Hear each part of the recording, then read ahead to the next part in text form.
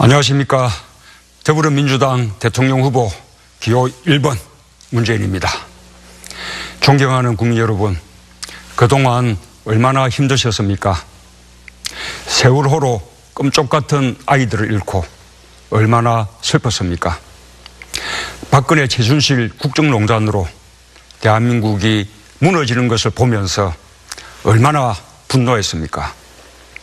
사상 최고의 실업률과 민생 파탄에 얼마나 아팠습니까?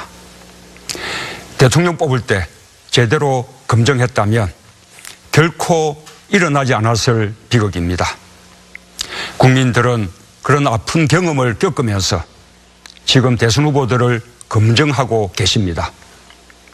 한 사람을 제대로 평가하면 그 사람의 말이 아니라 그 사람이 살아온 삶을 봐야 한다고 합니다. 그래서 저는 오늘 제가 어떻게 살아왔는지, 무슨 꿈을 갖고 살아왔는지 국민 여러분께 솔직하게 말씀드리려고 합니다. 저는 피난민의 아들입니다. 부모님은 함경남도 흥남이 고향이었는데 북한 공산체제가 싫어서 피난 오셨습니다. 고향을 떠날 때는 눈보라가 휘몰아쳤는데 그제도요 오니 초록색 보리밭에 산도 푸르러서 여기는 정말 따뜻한 남동나라구나 생각하셨답니다. 그러나 피난민 살림살이는 궁핍하기 짝이 없었습니다. 학교에 도시락을 갖고 가지 못했고 학교 월사금을 내지 못해 집으로 쫓겨온 날도 있었습니다. 학교에서 강냉이 죽을 배급할 때면 속이 무척 상했습니다. 어떤 아이들은 도시락을 먹고 어떤 아이들은 죽을 받아 먹는데 그릇이 없어서 친구들의 도시락 뚜껑을 빌려야 했습니다. 참여정부 때 방학기간 동안 점심을 못 먹는 결식 아동들에게 처음으로 급식을 시작했습니다. 어린 시절의 경험 때문에 저는 아이들이 자존심에 상처받지 않을 급식 방법을 잘 만들어 달라고 당부했습니다. 지금 제가 학교 무상급식에 아이들을 가리지 말자고 주장하는 것도 그 때문입니다. 전쟁의 폐허에 의해서 살아온 우리 부모님들 얼마나 고생이 많으셨습니까? 저희 부모님도 빈손으로 피난와 참 힘들게 사셨습니다. 어머니는 거제에서 부산까지 그 먼 길을 저를 등에 업고 달걀을 머리에 이고 팔러 다니셨습니다. 아버지가 장사에 실패하고 난 후엔 어머니가 집안의 생계를 책임져야 했습니다. 시장에서 좌판 장사를 하기도 하고 연탄 역할을 끌기도 했습니다. 어느 날 어머니는 부산역 안표 장사가 잘 된다는 소문을 듣고 꼭두 새벽에 어린 저를 깨워 앞장 세웠습니다. 그런데 안표 장사하는 분들을 오랫동안 지켜보시고는 그냥 빈손으로 돌아오셨습니다. 부산역까지 꽤 먼 길을 둘이서 걸어갔다가 터덜터덜 돌아오던 그날을 평생 잊을 수 없습니다. 제가 나중에 왜 그랬냐고 물어보니 어머니는 그냥 못하겠더라 그만 말씀하셨습니다. 어머니는 자식에게 차마 부끄러운 모습을 보이고 싶지 않았던 것입니다. 저도 가난 속에서 일찍 철들었습니다. 돈이 전부가 아니라는 가치관도 가난 속에서 생겼습니다. 제가 공인이 되었을 때 저 스스로에게 엄격하려고 노력했습니다. 청와대에서 일할 때는 학교 동창회에도 나가지 않았습니다. 참여정부 기간 동안 변호사도 하지 않았고 사회이사나 법무법인의 고문 같은 것도 일체 하지 않았습니다. 사람들은 그런 저를 두고 너무 고지식하다고 하기도 합니다. 하지만 저는 앞으로도 이렇게 살아갈 것입니다. 저는 원칙을 지켜도 손해보지 않는 세상을 만들고 싶습니다. 상식대로 하면 성공하는 세상을 꿈꿉니다. 국민 누구나 정의를 눈으로 보고 귀로 들으며 피부로 느끼는 세상 꼭 만들겠습니다. 저는 유신 반대 시위 때문에 대학에서 제적되고 구속되고 강제 징집을 당하기도 했지만, 그리고 그 때문에 판사 임용이 안 되고 바로 변호사를 하게 됐지만, 저 혼자 잘 먹고 잘 사는 길을 선택하지 않고 인권 변호사의 길을 걸었습니다. 당시 대한민국의 주력 산업이던 신발업체의 여성 노동자분들이 저를 찾아왔습니다. 회사가 점심시간을 주지 않아 점심을 거르기 일수라고 하소연했습니다. 재봉틀 밑으로 지가 다니고 화장실에 칸막이도 없다고 했습니다. 야근을 해도 수당을 주지 않았습니다. 도저히 견딜 수 없어서 회사에 시정을 요구했다가 경찰에 잡혀가고 회사에서 잘렸다는 것입니다. 저는 그분들을 위해 법정에 섰습니다. 판사님, 손톱에 바늘이 꽂히고 밥 먹을 시간도 없이 재봉틀을 돌려야 합니다. 노동자에게도 인권이 있고 근로기준법이 있습니다. 법정에서 노동자들이 눈물을 쏟아냈습니다. 그 후 저는 울산, 창원, 거제, 포항, 멀리 구미까지 많은 노동자들을 도왔습니다. 대한민국에서 저만큼 많은 노동변론을 한 변호사는 없을 것입니다. 그런데 나중에 되돌아보니 고마워해야 할 사람은 오히려 저였습니다. 그분들 덕분에 저는 인권 변호사, 노동 변호사로 성장할 수 있었습니다. 저는 그분들에게서 세상을 바꾸는 용기, 절망 속에서도 포기하지 않는 희망을 배웠습니다. 그것이 오늘의 저를 있게 했습니다. 국민 여러분, 제가 인권 변호사를 할 때 크게 깨달은 것이 있습니다. 저를 찾아온 사람들 가운데는 딱하지만 제가 해결해 줄 수 없는 일들도 많았습니다. 처음엔 저도 제가 도와드릴 일이 없습니다 라고 냉정하게 말을 잘랐습니다.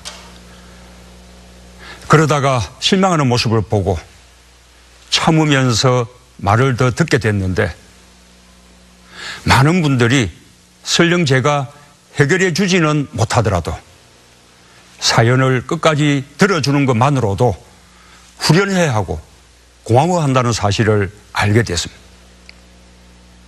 그전까지 어디를 가도 속 시원하게 말할 기회가 없었던 사람들이었습니다.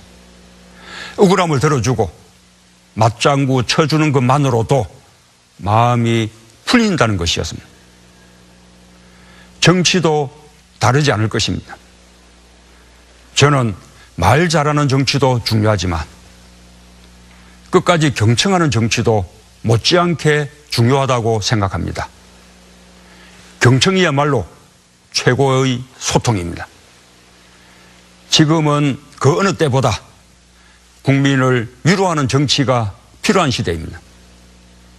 저 문재인, 국민과 눈을 맞추며 경청하겠습니다. 국민과 소통하는 대통령 되겠습니다. 국민 여러분, 경험보다 더 큰 재산은 없다고 합니다. 저는 참여정부 5년 동안 국정 운영을 두루 경험했습니다. 민정수석을 2차례 하고 시민사회 수석과 비서실장까지 하면서 안보, 국방, 외교, 복지, 문화, 행정 등 국정운영 전반을 모두 경험했습니다. 2003년 2월 대통령 취임식을 일주일 앞두고 대구에서 지하철 화재가 발생했습니다. 192명의 희생자가 발생한 대참사였습니다. 참여정부가 출범하기 전이었지만 민정수석 내정자였던 저는 대구로 달려갔습니다.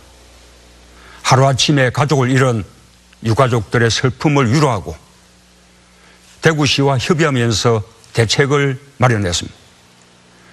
그렇게 3개월 동안 여러 번 서울과 대구를 오가며 사고를 수습했습니다. 그 사건을 거울 삼아 참여정부는 안전을 안보에 포함시키는 포괄안보 개념을 세우고 역대 정부 최초로 위기관리 매뉴얼을 만들었습니다. 지하철의 좌석 등 내장재를 전부 불에 타지 않는 불연재로 교체하고 재난관리 시스템을 구축했습니다. 세월호 참사 얼마 후 그때 만났던 유가족 가운데 한 분이 연락도 없이 제 집에 물쑥 찾아오셨습니다. 세월호 참사를 보면서 제가 생각났다는 것입니다. 그분과 이야기를 나누면서 국민에게 국가가 무엇인가 다시 한번 생각했습니다. 2007년 남북 정상회담도 제게는 큰 보람입니다. 저는 준비위원장으로서 북한을 상대하며 회담의 실무를 이끌었습니다. 회담이 좌초될 위기도 있었지만 차분히 준비했고 북핵 폐기를 포함하여 분단 사상 최고의 획기적인 성과를 거둘 수 있었습니다. 참으로 중요한 실전 경험이었습니다. 밖에서 비판만 하는 것만으로는 절대 할 수 없는 소중한 자산입니다. 저 문재인은 준비된 후보입니다. 국정운영 전반을 경험했고 국정이 어떻게 돌아가는지 알게 되었습니다. 대통령이 매달려야 할 과제가 무엇인지도 알게 되었습니다.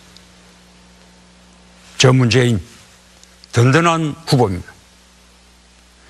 다양한 의제와 국가적 어려움을 해결해 오면서 어떤 상황도 헤쳐나갈 수 있는 위기 대처 능력을 갖추었습니다. 많은 분들이 이렇게 물으십니다.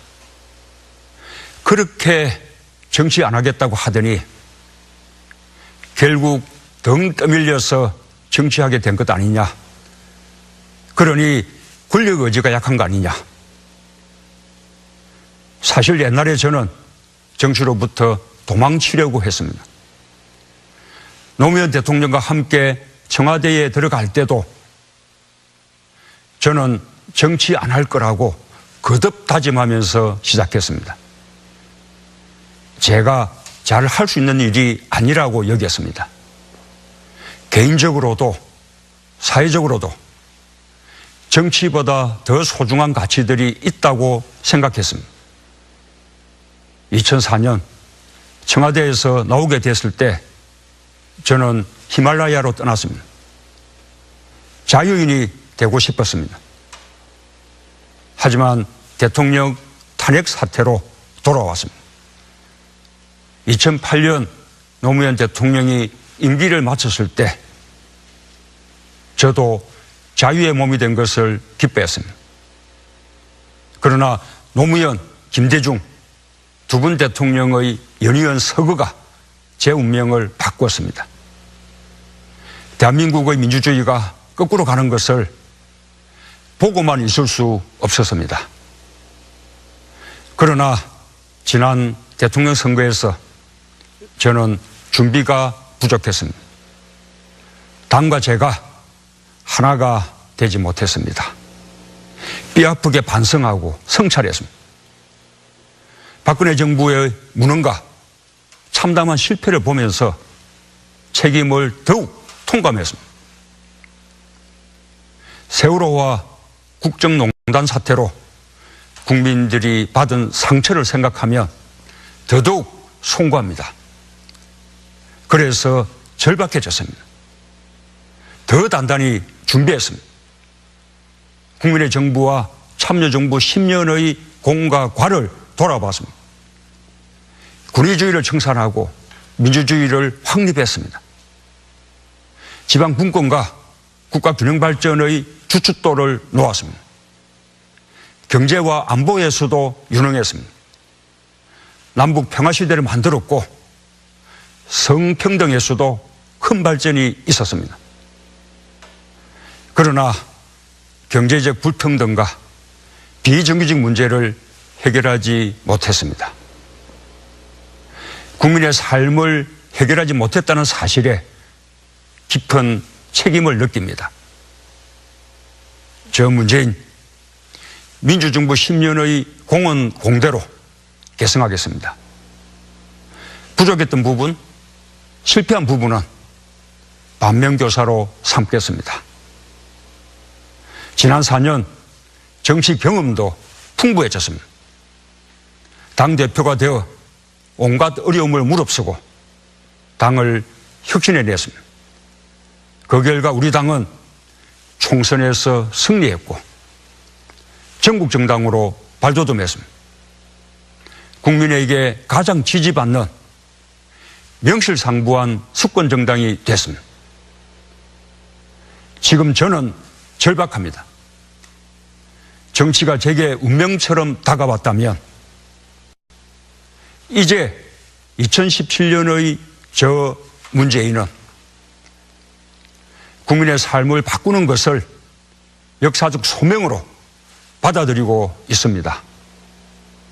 청년들에게 좋은 일자리로 희망을 주고 싶습니다.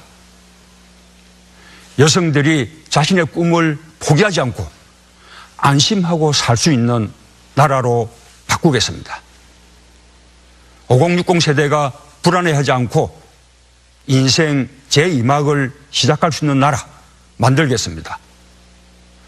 반드시 정권 교체해서 나라다운 나라, 완전히 새로운 대한민국 만들겠습니다. 저 문재인 깨끗해서 자랑스러운 대통령이 되겠습니다. 공정해서 믿음직한 대통령이 되겠습니다. 따뜻해서 친구 같은 대통령이 되겠습니다. 그래서 모든 국민의 대통령이 되겠습니다. 감사합니다. 아버지가 장사에 실패하고 난 후엔 어머니가 집안의 생계를 책임져야 했습니다. 시장에서 좌판 장사를 하기도 하고 연탄 역할을 끌기도 했습니다. 어느 날 어머니는 부산역 안표 장사가 잘 된다는 소문을 듣고 꼭두 새벽에 어린 죄를 깨워 앞장 세웠습니다. 그런데 안표 장사하는 분들을 오랫동안 지켜보시고는 그냥 빈손으로 돌아오셨습니다. 부산역까지 꽤 먼 길을 둘이서 걸어갔다가 터덜터덜 돌아오던 그날을 평생 잊을 수 없습니다. 제가 아주 검정했다면 결코 일어나지 않았을 비극입니다. 국민들은 그런 아픈 경험을 겪으면서 지금 대선 후보들을 검증하고 계십니다. 한 사람을 제대로 평가하면 그 사람의 말이 아니라 그 사람이 살아온 삶을 봐야 한다고 합니다. 그래서 저는 오늘 제가 어떻게 살아왔는지, 무슨 꿈을 갖고 살아왔는지 국민 여러분께 솔직하게 말씀드리려고 합니다. 저는 피난민의 아들입니다. 부모님은 함경남도 흥남이 고향이었는데 북한 공산체제가 싫어서 피난 오셨습니다.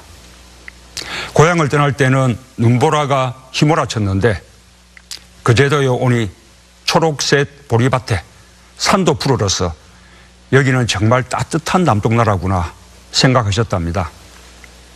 그러나 피난민 살림살이는 궁핍하기 짝이 없었습니다. 학교에 도시락을 갖고 가지 못했고 학교 월사금을 내지 못해 집으로 쫓겨온 날도 있었습니다.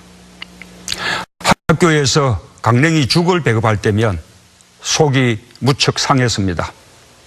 어떤 아이들은 도시락을 먹고 어떤 아이들은 죽을 받아 먹는데 그릇이 없어서 친구들의 도시락 뚜껑을 빌려야 했습니다.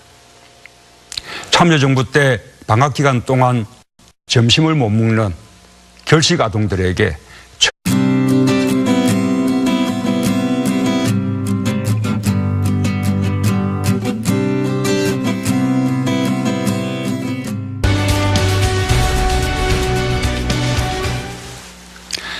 안녕하십니까. 더불어민주당 대통령 후보 기호 1번 문재인입니다. 존경하는 국민 여러분, 그동안 얼마나 힘드셨습니까? 세월호로 끔쪽 같은 아이들을 잃고 얼마나 슬펐습니까? 박근혜 최순실 국정농단으로 대한민국이 무너지는 것을 보면서 얼마나 분노했습니까? 사상 최고의 실업률과 민생 파탄에 얼마나 아팠습니까? 대통령 뽑을 때 제대로 처음으로 급식을 시작했습니다. 어린 시절의 경험 때문에 저는 아이들이 자존심에 상처받지 않을 급식 방법을 잘 만들어 달라고 당부했습니다. 지금 제가 학교 무상급식에 아이들을 가리지 말자고 주장하는 것도 그 때문입니다. 전쟁의 폐허 위에서 살아온 우리 부모님들 얼마나 고생이 많으셨습니까? 저희 부모님도 빈손으로 피난 와 참 힘들게 사셨습니다. 어머니는 거제에서 부산까지 그 먼 길을 저를 등에 업고 달걀을 머리에 이고 팔러 다니셨습니다.